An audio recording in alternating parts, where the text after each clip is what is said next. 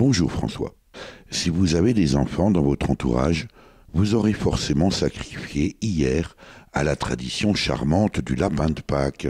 C'est précisément la période des fêtes pascales qui constitue avec Noël l'une des hautes saisons de l'industrie chocolatière qu'Agir pour l'environnement a choisi pour révéler les résultats de sa nouvelle enquête. Sur infonano.org, cette association dresse la liste des chocolats contenant ou pouvant contenir des nanoparticules dangereuses pour la santé et l'environnement. Les nanoparticules, ce sont ces éléments de la taille d'un nanomètre. Nano désignant un milliardième de quelque chose, les particules nanométriques sont donc à l'échelle du milliardième de mètre, autant dire des particules très petites.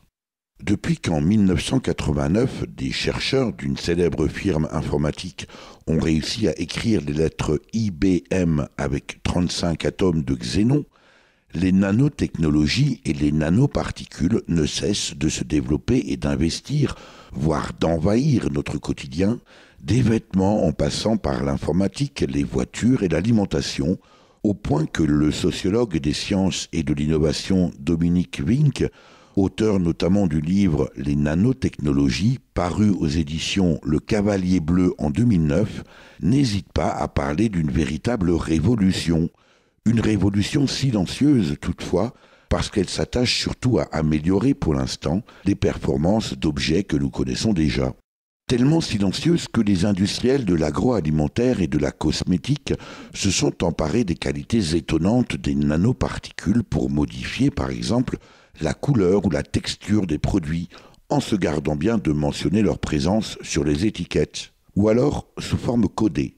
Ainsi, le colorant E171, qui contient des nanoparticules de dioxyde de titane, très utilisé dans les bonbons, les chewing-gums, les plats en sauce ou les biscuits, ou encore l'anti-agglomérant E551, composé de nanoparticules de silice, vous le trouverez dans les denrées en poudre comme le sel, le sucre, le café ou les épices.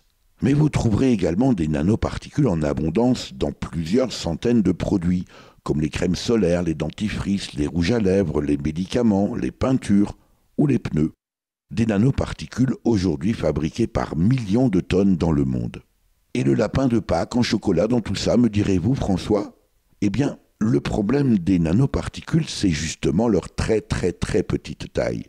Si petite qu'elle leur confère la fâcheuse capacité de traverser les membranes cellulaires et qu'elles sont, à ce titre, fortement soupçonnées d'être au mieux allergogènes, au pire cancérigènes. Le problème, c'est qu'on n'en sait trop rien, justement, et les pouvoirs publics ne semblent guère pressés de clarifier la législation quant à leurs usages. En attendant, François, vous pouvez toujours vérifier sur infonano.org si ce ravissant lapin de Pâques en chocolat, mignon à croquer, figure parmi les 300 marques de produits alimentaires contenant ou pouvant contenir des nanoparticules, témoignage de l'attention charmante des industriels de l'agroalimentaire pour notre santé, celle de nos enfants et l'environnement.